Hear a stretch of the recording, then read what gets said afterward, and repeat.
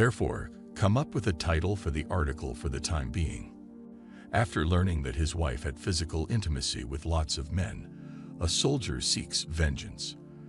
Guys, this is yet another tale about a young soldier who weds his girlfriend because she has health problems and other problems of a similar kind. Additionally, she is covered by his health plan, lives close to him, and can monitor her because he married her.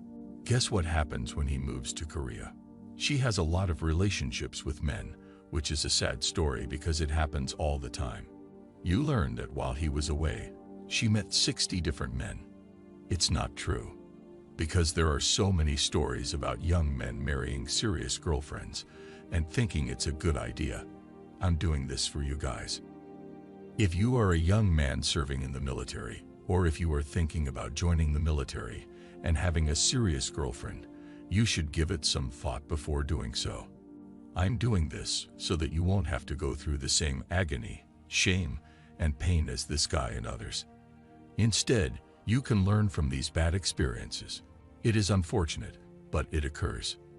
A soldier took to Reddit to share his story of taking vengeance on his wife, whom he claimed to have been unfaithful to.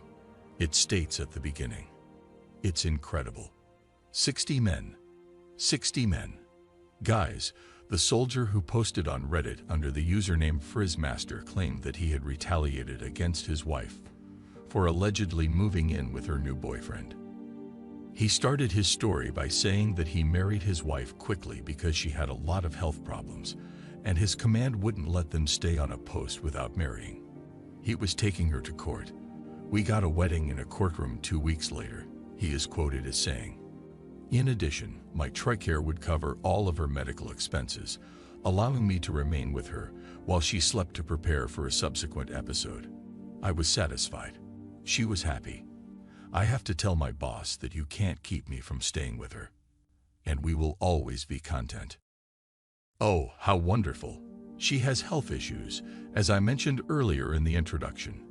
Consequently, this generous but regretfully naive man rushes to wed her and does not know her sufficiently. Now they're married.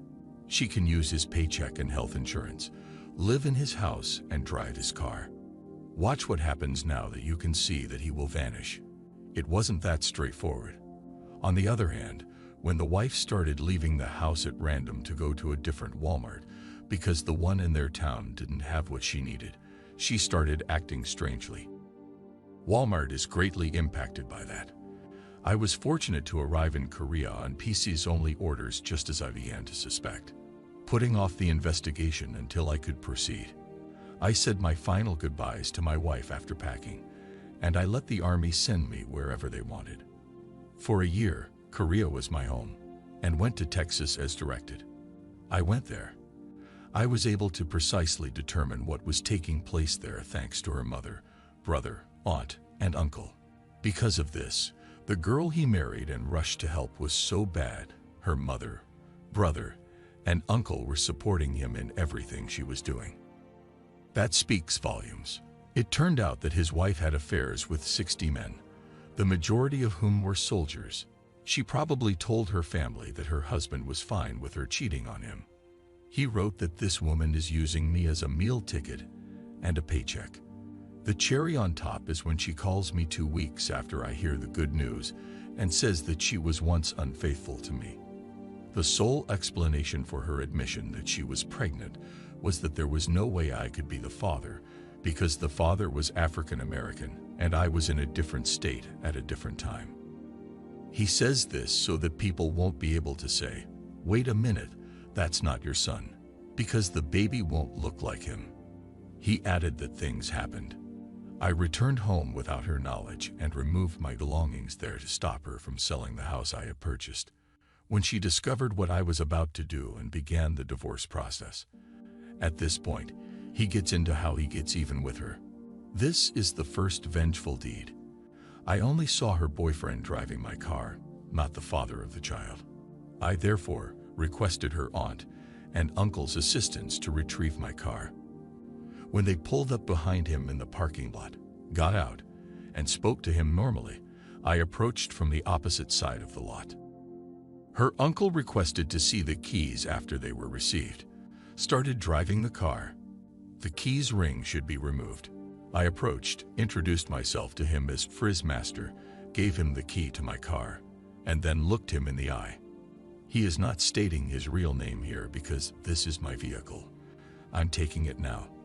I got in my car after waiting for him to move over to the sidewalk, removed everything that did not bear my name from the vehicle, gave the items to him, and left the vehicle there. The entire process of getting the man's aunt and uncle to follow him, catch him, and take the item out of the ring. This sounds a little suspicious to me. Although it is his account, it does not seem quite right. I found out later that day that he had packed everything and left her.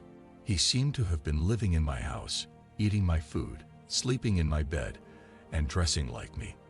In addition, she was making use of the monthly funds that I had given her to cover his legal fees and child support. The guy lives in the house he paid for while also receiving his allowance, car, food, and money.